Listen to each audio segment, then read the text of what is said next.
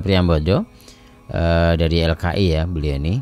Dan kita akan berbincang dengan beliau terkait dengan tema kita, perlukah infrastruktur khusus untuk para perokok di tempat umum. Jadi Pak Rio Priambodo ini Divisi Pengaduan Yayasan Lembaga Konsumen Indonesia atau YLKI. Kita akan sapa dulu beliau di pagi hari ini. Pak Rio Priambodo, assalamualaikum. Waalaikumsalam warahmatullahi wabarakatuh. Selamat pagi Mas, selamat pagi para pendengar radio. Selamat pagi Pak Rio. Aman suara saya? Ini suaranya agak ada noise-nya apa ini ya? Bentar. Oke. Pak Rio, pagi ini posisi di mana nih Pak Rio? Saya masih di rumah, mau jalan kerja, cuma jalan dulu sebentar. Oh iya, mohon maaf nih kita ganggu waktunya beberapa saat nih. Pagi ini kita berbincang dengan pendengar kita terkait dengan kemarin YLKI melalui Pak Tulus menyampaikan bahwa jadi dalam undang-undang itu kan ada perlu infrastruktur khusus untuk para perokok di tempat umum. Jadi harus ada nanti menyediakan, misalnya di perusahaan apa itu harus menyediakan tempat-tempat khusus untuk smoking area misalnya kayak gitu. Ini sebenarnya terkait dengan undang-undang kesehatan ini yang sudah disahkan DPR melalui paripurna kemarin, gimana Pak YLKI? Ya, sebenarnya sikap YLKI sangat menyayangkan apa yang undang-undang ini disahkan kemarin. Jadi kita sebenarnya dari awal kita sebenarnya menolak sebenarnya undang-undang ini dapat disahkan atau dibahas dalam waktu dalam tempo yang singkat-singkatnya. Jadi seiring jalannya waktu tentunya makin pembahasan dan juga sosialisasi juga dan sebagainya juga semakin masif. Kita melihat bahwa nggak mungkin lagi ditolak, dan ini tentunya prediksi kita akan diketok dalam waktu yang singkat-singkatnya. Nah, akhirnya waktu itu kurang lebih seminggu lebih sebelum itu disahkan. Jadi kita melakukan aksi sebenarnya di DPR untuk menunda agar undang-undang kesehatan ini jangan disahkan terlebih dahulu. Karena apa? Bagaimanapun undang-undang ini adalah undang-undang omnibus law, menyatukan beberapa undang-undang lainnya tentang kesehatan. Tentunya dengan menggabungkan beberapa undang-undang ini perlu pencermatan dan juga kehati-hatian. Agar apa? Agar dampaknya terhadap undang-undang ini tidak semakin masif dan tidak merugikan terhadap konsumen tentunya, atau pasien sebagai pengguna akses, sebagai user layanan jasa kesehatan. Itu yang kita harapkan bahwa ada penundaan dalam hal ini untuk kita bahas lagi, untuk kita bedah lagi naskah akademiknya, RUU-nya seperti apa, DIM-nya seperti apa, apakah ini relevan untuk bisa mengakomodir menjawab tantangan di era digital, khususnya zaman sekarang ini. Dan tentunya kita juga menyayangkan dalam proses pembahasan memang tidak ada transparansi di sana. Transparansi yang kita maksud adalah penyerahan DIM atau naskah akademik kepada masyarakat, sehingga masyarakat bisa mempelajari, beri masukan, partisipasi publik, bukan cuma partisipasi yang lipstick saja, tapi juga partisipasi bermakna. Sehingga apa yang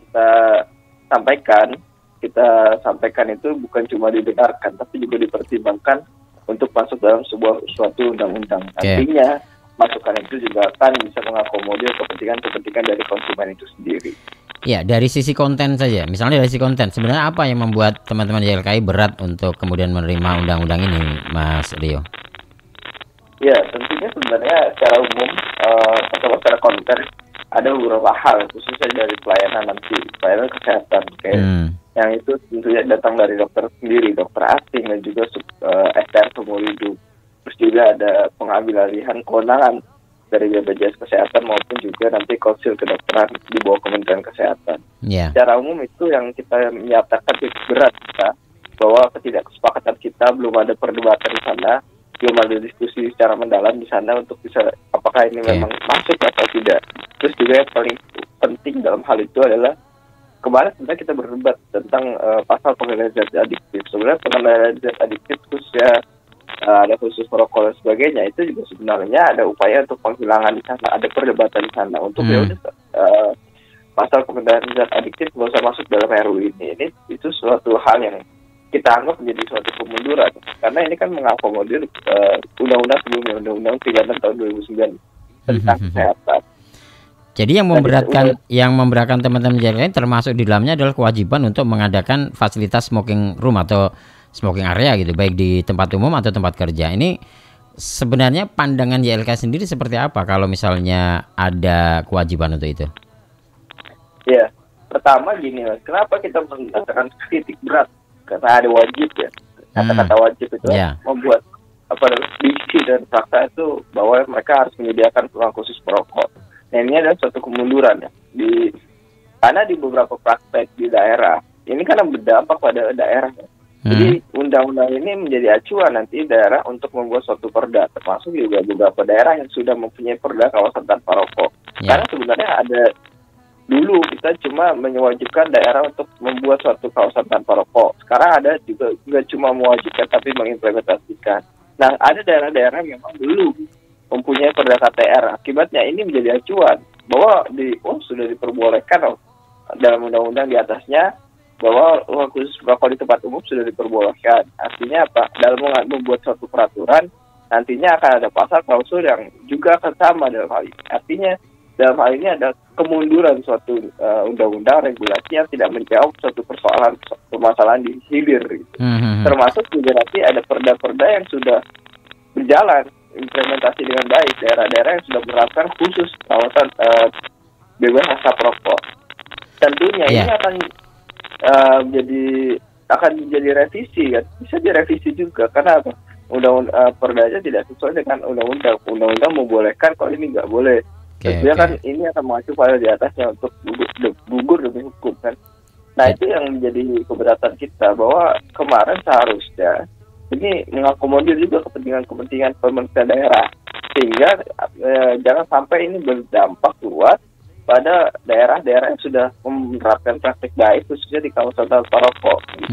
Itu yang kita harapkan kemarin ada perbaikan di khusus pengendalian zat adiktif dan juga rokok. Karena apa? Kita melihat bahwa tingkat kepatuhan, tingkat pelanggaran di tempat umum juga sangat tinggi. Penegakan hukumnya juga sangat lemah. Nah itu yang harusnya kita dijawab bahwa bagaimana pengawasannya itu juga harus ditingkatkan. Bagaimana juga nantinya implementasinya juga harus ditingkatkan dalam hal untuk lebih baik lagi. Belum juga nanti adalah kita beratkan adalah sanksi di sana. Sedangkan Jakarta sendiri mas, yang saat ini kami dorong bahwa Jakarta mempunyai perda KTR, sanksinya pun kita depankan adalah sanksi administratif maupun sanksi sosial, sehingga ini tidak memberatkan pada pelanggar dan juga tidak memberatkan aparat penegak hukum khususnya di Satpol PP.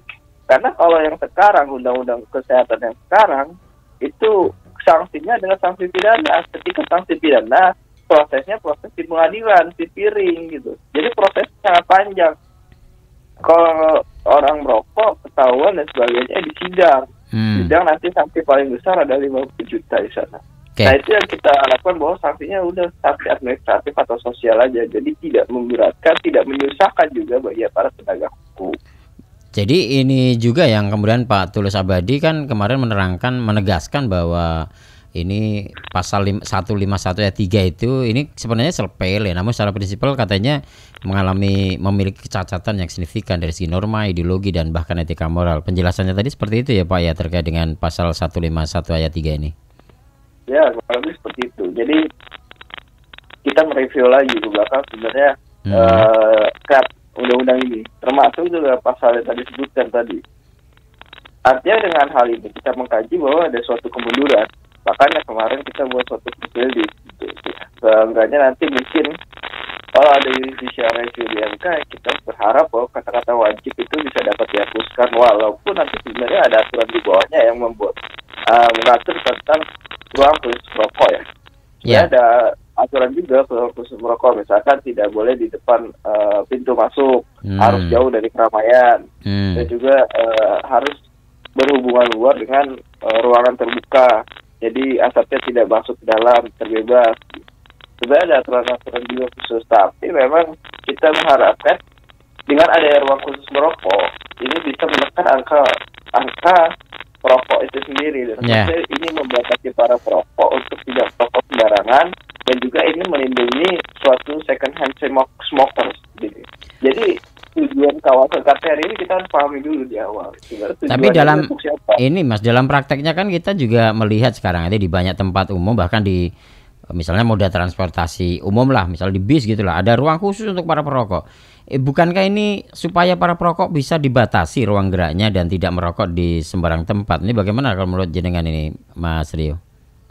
Ya kan angkutan umum kan sudah jelas di sana kan. Angkutan umum adalah ruangan kawasan khusus dilarang merokok di sana. Ya. Jadi tempat umum dan tempat lainnya itu masuk ke SPBU dan sebagainya. Tapi itu kan kawasan yang angkutan umum itu kan adalah kawasan dilarang merokok sebenarnya. Itu melanggar undang-undang sebenarnya. Bukan tempat umum itu kan. Jadi tidak ambil. Jadi sebenarnya nggak usah disediakan tempat khusus seperti itu ya harusnya ya. Memang tidak boleh ya. Iya, waktu itu juga ya kayaknya menolak keras sebenarnya terkait dengan adanya ruang khusus smoking area di dalam, karena memang di situ angkutan umum itu memang suatu kawasan dilarang merokok masuk dalam 7 kawasan itu. Gitu. Iya, jadi kalau misalnya Pak, kalau misalnya di perusahaan gitu kan juga nanti ada kewajiban untuk menyediakan tempat umum, tempat khusus untuk para karyawannya, misalnya tempat khusus untuk merokok. Ini kan justru juga membatasi para perokok ini. Apakah memang harusnya ada satu larangan khusus di tempat umum dilarang merokok sekalian gitu kan? Kalau misalkan melanggar nanti ada sanksinya secara pidana ini gitu. Apakah memang harus seperti itu ya? Ya, kalau pengalaman kita ya, beberapa kali kita melakukan monitoring di beberapa tempat umum, itu memang terjadi banyak pelanggaran ya, khusus di tempat umum, dan itu juga tempat bermain anak, di kawasan-kawasan sentris, ya, itu terjadi pelanggaran. Sebenarnya kalau kita nyatakan itu kawasan khusus rokok itu silakan saja, tapi ini jauh dari gedung utama, terpisah dari gedung utama, artinya apa? Dari kucuran yang keluar air, ya mereka harus terpisah dengan gedung, nggak boleh menyatu dalam gedung. Dan prakteknya yang terjadi saat ini adalah ruangan khusus merokok itu dalam satu gedung, ya kan? Dan itu juga waktu itu kita keberatan juga dengan salah satu mall yang menerapkan ruangan khusus merokok di dalam mall, harusnya itu di luar mall agar tidak mengganggu pada konsumen. Nah, itulah menjadi praktek-praktek baik. Jadi ya KAI dalam hal ini melihat ini adalah bukan semata-mata ego sektoral dari YLKI sendiri. Tapi YLKI juga pernah mengkaji, pernah juga melakukan survei, kita juga pernah melakukan turun terjun ke lapangan untuk bisa memantau sama-sama. Artinya dalam hal ini kita melihat juga masih banyak temuan-temuan pelanggaran ruang khusus merokok, ruang publik khususnya yang masih banyak merokok. Dan itu juga sempat kita viralkan juga di akhir tahun kemarin di beberapa objek wisata yang kita ada indikator ya sebenarnya ruang kawasan tanpa rokok itu sendiri. Baik. Seperti tidak ada asbak, tidak ada puntung rokok, tidak tercium bau rokok. Nah, dalam faktanya kita temukan di lapangan masih ada seperti itu. Dan bahkan di kantor milik pemerintah daerah sendiri ada yang beriklan di tempat cuci tangannya, tempat iklan rokok. Nah, itu yang patut kita sayangkan, itu yang harus kita perbaiki ke depan. Bahkan terkait iklan rokok sendiri saya juga sering melihat di depan sekolah kok ada iklan rokok, itu juga melanggar juga itu sebenarnya. Nah, ini tentu saya yakin teman-teman YLKI tidak hanya sekedar memberikan kritikan saja, tetapi saya yakin ada masukan-masukan gitu. Nah, masukan apa sebenarnya yang ingin YLKI sampaikan khususnya terkait persoalan ini, Mas Rio? Ya, pertama masukan itu sebenarnya sudah kita serahkan saat pembahasan. Jadi saat sebelum pembahasan juga beberapa pointer khususnya ini sudah kita sampaikan langsung kepada pimpinan Panja untuk bisa mengakomodir hal ini. Tentunya tidak semata-mata ini juga semuanya masukan kita diakomodir. Jadi termasuk ruang khusus merokok yang kita berharap bahwa ada kemajuan di pasal untuk kawasan tanpa rokok yang wajib. Tadi kata-kata wajib diharapkan itu dihapus sehingga nantinya tempat umum atau tempat yang lainnya itu tidak menyediakan ruangan khusus merokok. Agar apa? Ini bisa menyelamatkan second hand smoker, orang perokok pasif, dan itu yang diatur dalam Undang-Undang Perlindungan Konsumen. Tentunya dalam hal pelayanan ada hak keamanan, kenyamanan, dan juga keselamatan. Ketika ada orang perokok, tentunya itu akan mengganggu kenyamanan dari mereka itu sendiri. Dan juga ketika kita sandingkan dengan kesehatan, tentunya itu akan merusak keselamatan kesehatan mereka itu sendiri. Dan kita harapkan bahwa kedepannya perlu ada suatu inovasi, perlu ada solusi bersama untuk kita mengatasi hal tersebut. Ini adalah undang-undang, ini kan cantolan di atas. Tentunya dalam hal ini di bawahnya juga ada suatu peraturan juga seperti PP dan sebagainya. Kalau masih ada upaya memungkinkan bahwa Mahkamah Konstitusi akan membatalkan frasa ini, kita mengapresiasi hal itu. Tapi kalau tidak dan sebagainya, kita mesti memperjuangkan yang terbaik nantinya di bawah undang-undang regulasinya, tentunya melalui PP itu sendiri, dan sehingga ketika kedepannya nanti peraturan uang khusus merokok akan mengalami peningkatan dan akan mengalami perbaikan, khususnya di daerah-daerah yang sudah menerapkan praktik baik kawasan tanpa rokok. Oke, karena logika awam berpikir atau logika banyak orang berpikir itu ketika sebuah tempat menyediakan tempat khusus untuk merokok, tempat khusus merokok gitu, berarti nanti di luaran gitu sudah tidak ada orang merokok kecuali pada tempat-tempat itu, Mas. Kalau pikiran awam kan semacam itu, sehingga kita tidak lagi akan melihat secara bebas orang merokok di jalan, orang merokok di tempat umum dan sebagainya, tapi mereka merokok di tempat-tempat khusus yang disediakan itu. Cara logika berpikir awam kita kan kayak gitu, Mas, sebenarnya. Iya, memang logika awalnya seperti itu, tapi sebelum prakteknya lokalisir itu memang berhasil atau tidak gitu.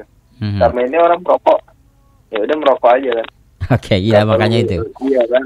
Apalagi sekarang zaman rokok digital atau elektronik ya, yang bisa dibawa kemana-mana, dan itu bisa di semacam itu kayak bukan dianggap rokok karena baunya wangi, terus juga banyak rasa-rasa. Oke, jadi kalau menurut Jinan perlukah ada apa namanya punishment yang luar biasa dari sisi hukum pidana misalnya terkait dengan mereka yang melanggar aturan ini di tempat umum kok masih merokok, harus ada pidana ini dan sebagainya. Tentu ini akan bisa mengurangi banyak begitu orang-orang yang merokok di tempat umum dan kemudian ditegakkan hukumnya gitu. Gimana Mas Rio? Kalau secara punishment, pidana itu memang memberikan efek jera. Tapi kalau di sisi lihat lagi dalam hal ini, apakah kita melihat dari kuantitas pelanggar untuk menerapkan efektif atau enggak, gitu kan?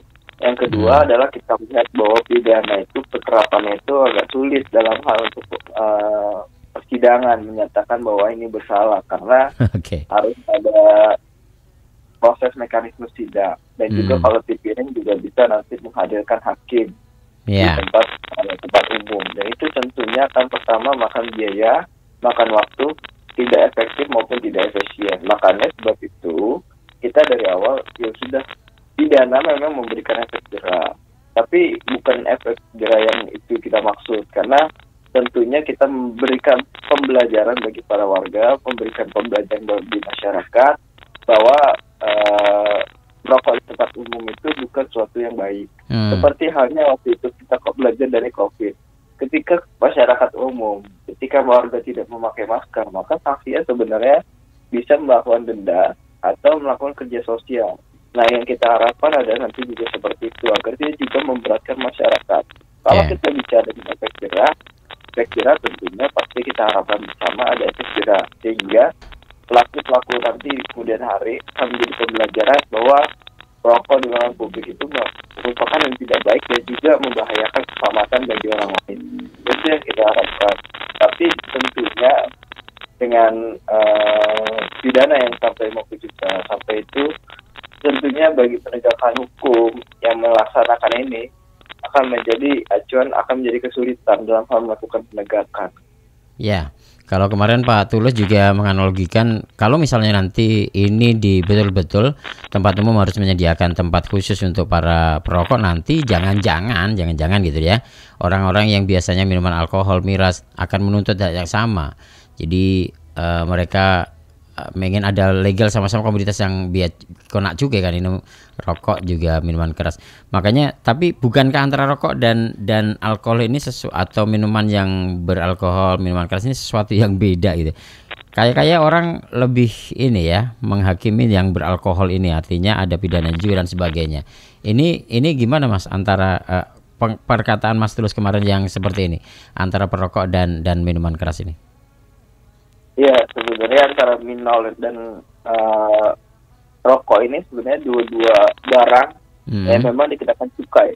Artinya dengan pengenaan cukai adalah dalam peredaran maupun konsumsi adalah untuk instrumen pengendalian. Dua hal ini adalah instrumen berbahaya yang itu harus dikendalikan. Nah, kalau minol sebenarnya kan dalam prakteknya ada suatu peraturan di sana yang bisa mengatur terkait dengan distribusi maupun konsumsi. Misalkan di tempat-tempat minimarket saja, itu tidak boleh dipajang di tempat umum, dan juga dijual secara khusus tempat-tempat tertentu dengan kadar alkohol tertentu, dia harus dijual di tempat tertentu. Tapi perlakuannya beda, ini tidak diterapkan di toko itu sendiri. Bahkan rokok minimarket bisa masih menjual. Nah, dalam menjualnya tidak ditutup iklannya atau produknya tidak ditutup. Jakarta kemarin sebenarnya sudah mengeluarkan surat edaran bahwa di minimarket harus ditutup, tapi ternyata itu cuma edaran saja, dan itu di awal-awal saja. Nah, itu yang membuat kita sebenarnya keberatan di sana, khususnya di pengaturan minol dan juga zat adiktif. Dua barang ini adalah dua barang yang dikenakan cukai. Artinya dalam hal ini perlu pengendalian, perlu intervensi dari pemerintah agar konsumsi di masyarakat tidak berlebihan dan tidak membahayakan dalam hal kepada kesehatan konsumen itu sendiri. Ternyata dalam prakteknya terjadi suatu perbedaan. Baik, Mas Rio. Terakhir, Mas Rio. Terkait dengan apa yang dilakukan teman-teman YLKI. Kalau Pak Mahfud MD mengatakan undang-undang kesehatan ini kalau misalnya nggak sepakat, nggak setuju, itu biasa, silahkan mengajukan ke MK dan seterusnya. Apa yang dilakukan teman-teman YLKI selepas ini? Ya, tentunya YLKI sedang mengkaji lebih dalam terkait dengan undang-undang ini. Karena kan baru kemarin ditetapkan seminggu yang lalu kurang lebih, baru di draft juga kita baru dapat dan sebagainya. Tentu ini bukan hal tergesa-gesa karena banyak pasal di sana, dan tentunya kita akan kaji bersama secara hati-hati, dan tentunya juga kita akan melakukan tindakan-tindakan yang upaya hukum selanjutnya. Upaya yang hukum itu kan ada dua, antara litigasi maupun non-litigasi. Non-litigasi tentunya juga kita akan bisa beraudiensi, menyampaikan secara langsung kepada pemerintah melalui surat menyurat terkait dengan keberatan undang-undang kesehatan ini sendiri. Bahkan juga kemarin kita hari Jumat melakukan aksi damai di depan Kementerian Kesehatan memakai payung hitam yang mengartikan bahwa RUU kesehatan ini mematikan bagi kesehatan masyarakat di Indonesia. Itu adalah upaya-upaya yang kita tempuh melalui jalur non-litigasi, dan tidak menutup kemungkinan bahwa upaya kita melalui litigasi juga akan kita lakukan, seperti teman-teman yang sudah juga nanti akan melakukan judicial review di MK. Tentunya kita masih mencari beberapa pasal-pasal yang memang tentu akan merugikan bagi konsumen itu sendiri. Dengan membedah, harapannya nanti pasal per pasal ada pasal yang tentunya kita melihat cermati secara dalam maksud dari pasal itu sendiri. Ketika itu merugikan bagi konsumen, itu akan kita bahas di judicial review. Kita lakukan perubahan substansi di sana. Semoga dari Mahkamah Konstitusi masih berpihak pada kesehatan konsumen sendiri. Itu dua upaya tentunya akan kita lakukan.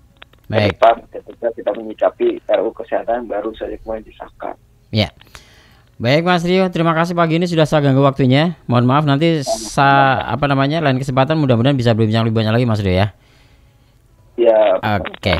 Baik, terima kasih. Assalamualaikum Mas Rio. Selamat beraktivitas. Assalamualaikum warahmatullahi wabarakatuh. Pendengar demikian